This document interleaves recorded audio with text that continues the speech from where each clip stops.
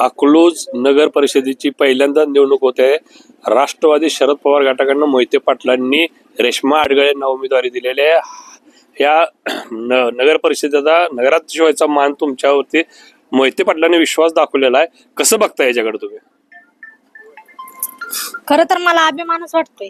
त्यांनी एक सामान्य स्त्रीवरती एक जबाबदारी दिली आहे. त्यांचं करावं तेवढं कौतुक कमीच आहे. खरं तर ते म्हणतात ना, अकलूज आमचं कुटुंब आहे. तर हे मला जी उमेदवारी दिली ना, त्यांनी त्याच्यातून दाखवून दिले की ती खरंच सर्वसामान्य जनतेवर वरती त्यांचं प्रेम आहे की नाही. आहे त्यांचं प्रेम दाखवलंय त्यांनी. काय काय नगर परिषदेत तुम्ही नगराध्यक्ष झाला, जबाबदारी आली, तर काय काय कामं करायची तुम्हाला इथं? मला सर्व पहिल्यांदा जे बेरोजगार महिला आहेत त्यांच्यासाठी सरकारकडून योजना आणून, जे महिला बचत गट आहेत त्याच्यातून पैसे आणून महिलांना भांडवल करून त्याच्यातून जे त्यांची आर्थिक परिस्थिती सुधारावी त्याच्यासाठी काहीतरी उद्योग करण्यासाठीचा हेतू आहे माझा.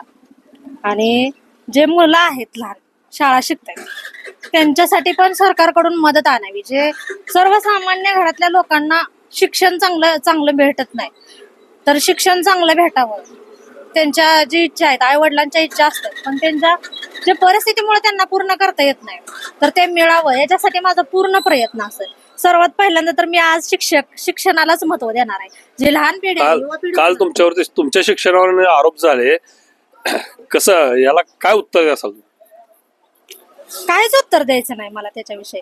त्यांनी पूर्ण सर्वसामान्य स्त्रीचा अपमान केलेला आहे. ही सर्व महाराष्ट्रच नव्हे तर देशानं बघावं.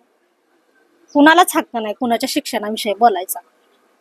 त्यांचं हे कामच नव्हतं काल बोलायचं, असंच माझं म्हणणं आहे. बस मला काहीच उत्तर द्यायचं नाही. येत्या 3 तारखेला सगळं कळणारच आहे. जनतेला कळणार आहे, बीजेपीला कळणार आहे, महाराष्ट्राला कळणार आहे, देशाला कळणार आहे. बस. त्यांचे मिस्टर सोबत आहेत. काल तुमच्या भाजप झालेल्या सभेमध्ये काल तुमच्यावरती खंडणीचे आरोप केलेले आहेत. काय सत्य याच्यातलं?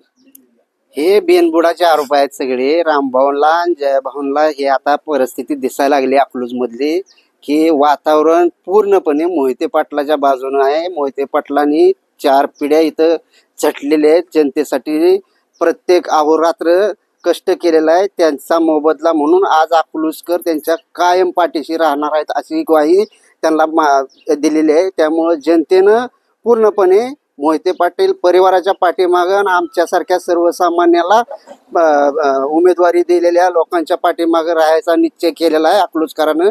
त्याची भीती मनामध्ये धरून त्यांनी आता बिनबुडाचे आरोप काही चालू केलेले आहेत. ह्या आरोपांना आम्ही काय खतपाणी घालायची गरज नाही.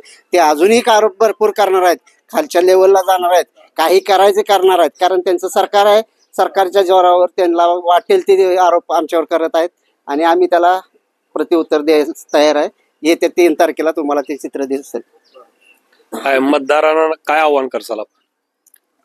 माझं पूर्ण अकलूजकरांना एवढंच आव्हान आहे की आपली जी जनता अजून म्हणतात विकास नाही विकास नाही, विकास तर भरपूर आहे अकलूज मध्ये. तुम्ही महाग जावा 60-70 वर्षापूर्वीचा अकलूज बघा, त्याच्यामध्ये काय विकास होता, आता काय विकास आहे.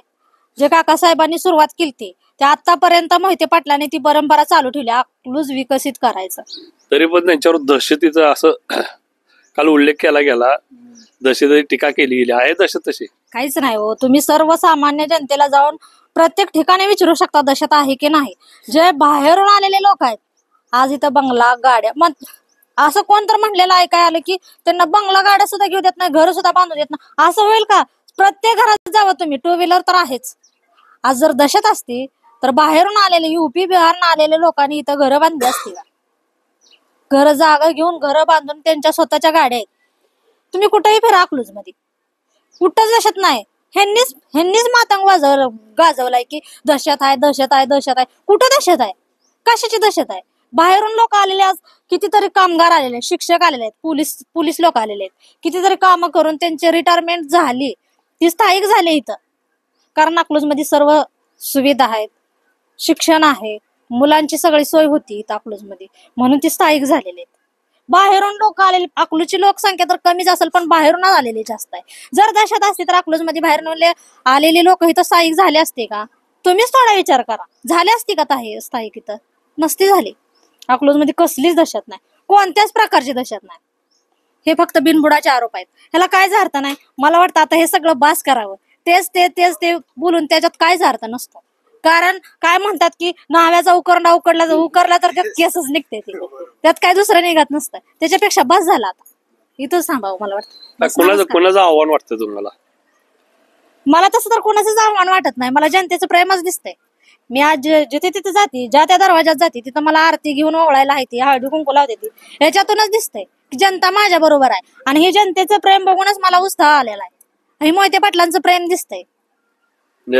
3 तारखेचा निकाल आपलाच असणार आहे, मोहिते पाटील पॅनलचाच. शरदचंद्र पवारजी, राष्ट्रवादी काँग्रेस, तसंच शिवसेना, उद्धव बाळासाहेब ठाकरे पक्ष, मित्र पक्ष या गटाचाच असणार आहे विजय. येत्या 3 तारखेला विजय आपलाच असा विश्वास दाखवलेला आहे. अकलूजमधून जगदीश डांगे, न्यूज 9 मराठी.